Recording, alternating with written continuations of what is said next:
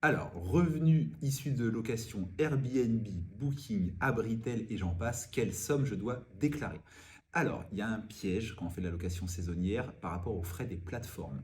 Souvent, les investisseurs ont tendance à déclarer à la fin de l'année la somme nette qu'ils ont perçue de la plateforme. Si on prend la plus connue Airbnb, quand vous louez par exemple 500 euros, quand votre locataire paye 500 euros pour réserver votre semaine, ça inclut les frais de plateforme et du coup, vous, en tant que bailleur saisonnier, vous touchez sur votre compte bancaire 420 euros par exemple.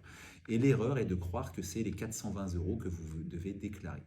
Quand vous faites de la location saisonnière, vous êtes soumis au BIC, bénéfices industriels et commerciaux, et c'est donc le chiffre d'affaires que vous devez déclarer. Vous devez réintégrer les frais de plateforme Airbnb et j'en passe, et vous allez payer des impôts au final, bon, après avoir déduit toutes les charges évidemment, mais également sur les frais de plateforme Airbnb. Donc faites bien gaffe à cette petite astuce, ce n'est pas les loyers, si on peut les appeler comme ça, ou du moins les recettes nettes que vous devez déclarer, mais bien brutes, c'est le chiffre d'affaires.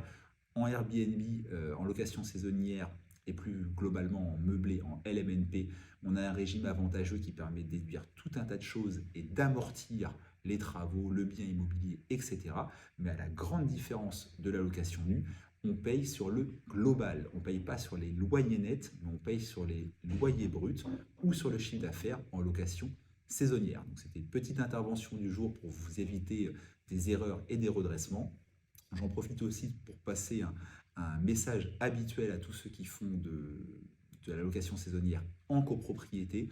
Vérifiez bien, surtout avant d'acheter, si vous avez acheté c'est un peu trop tard, mais en tout cas avant d'acheter, que votre règlement de copropriété autorise sur le long terme, de façon pérenne, ce type de location. Parce qu'en vrai, quand on sait lire un règlement de copropriété, qu'on sait interpréter les textes et qu'on regarde au bon endroit, bah, je dirais, c'est difficile d'avoir une statistique, mais dans les faits, plus de 8 fois sur 10, la location saisonnière est interdite par le règlement de copropriété. À l'instant T, on vous laisse peut-être en faire dans la copro, peut-être qu'un voisin en fait déjà depuis 2 ou 3 ans sans que ça pose problème, mais le jour où un des copropriétaires va déposer une plainte au syndic, le syndic sera obligé d'agir, parce que c'est son travail, ça fait partie de sa mission, et de rappeler au copropriétaire en défaut le règlement de copro lui interdisant de faire de la location saisonnière. Euh, petite précaution, mise en garde sur la location saisonnière, qui est un régime évidemment rentable, sur lequel moi, par exemple, j'investis pas parce que je le trouve chronophage et je le trouve instable dans le temps. On voit bien que c'est un régime qui est un petit peu dans le viseur des copros, des syndics, des communes, et aussi globalement de l'État, avec la pression, les lobbies des hôteliers, etc.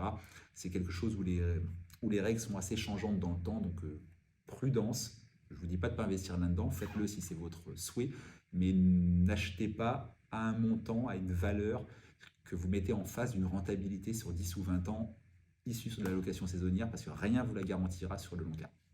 Je suis certain que je vais avoir certains détracteurs en disant ça, mais c'est mon avis. N'hésitez pas à donner le vôtre en commentaire. Ciao!